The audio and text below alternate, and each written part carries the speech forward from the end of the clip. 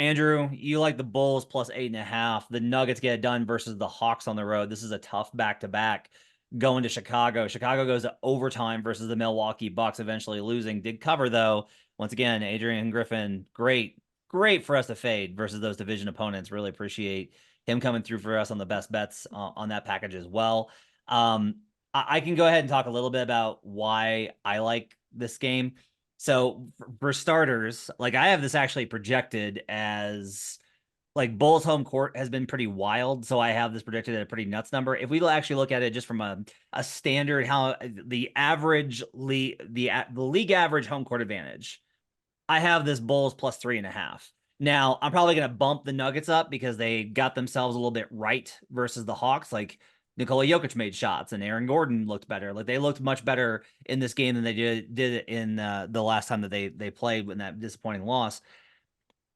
That said, this is a back-to-back spot. Jamal Murray injured his ankle. Went ahead and played, but I bet they rest him tomorrow. Wouldn't be surprised if Aaron Gordon rests. Wouldn't be Jokic will play because there's a huge Serbian population in Chicago.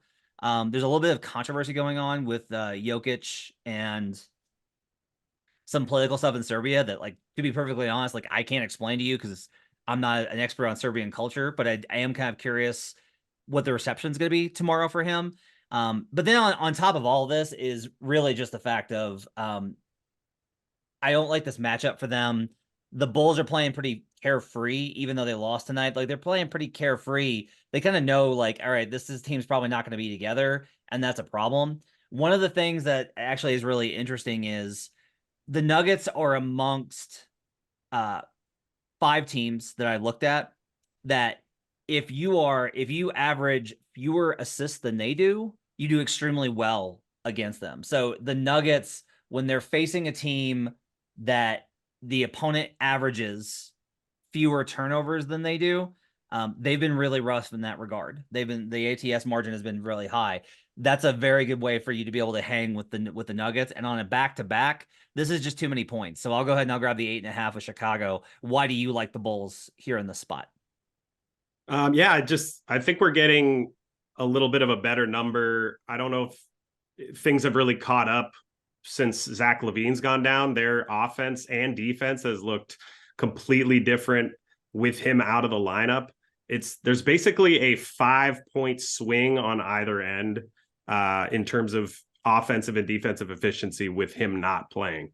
So as good of an offensive player as he is, he kind of sticks that offense. Like the offense gets a little sticky when he's in the lineup, frees up guys like Kobe White, who went crazy tonight. I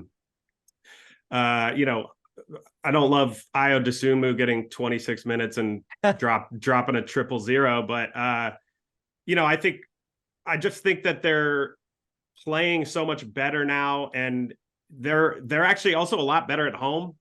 So getting 8.5 with both teams on a back-to-back, don't love OT, but with both teams off a back-to-back, 8.5 at home is I'm gonna have to take that most times. I mean, obviously the Bulls have been embarrassing to say the least up until now, but yeah, I just think they're a different team with LaVine. They're playing with a renewed like sense of purpose almost, it feels like.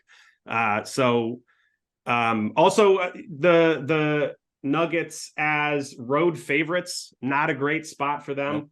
Nope. Yeah, so fading them this year 8-2. I think I mentioned it last time I was on.